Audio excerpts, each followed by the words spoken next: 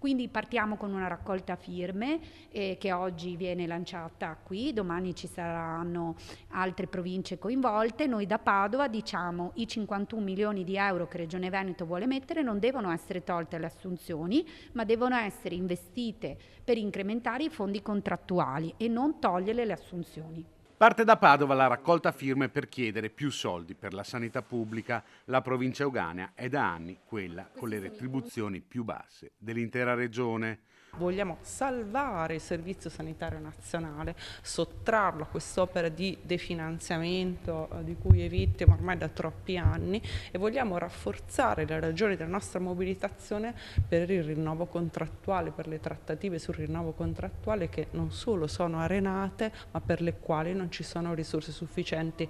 Troppa retorica, valorizziamo i professionisti del Servizio Sanitario Nazionale, nessun fatto. Molti i problemi che affliggono la sanità veneta e quella padovana, dal personale medico e sanitario scarso alla riduzione dei posti letto. Un tema che colpisce è l'uso dei cosiddetti medici gettonisti, professionisti a chiamata, con contratti molto brevi, anche di poche ore e con retribuzioni molto ricche.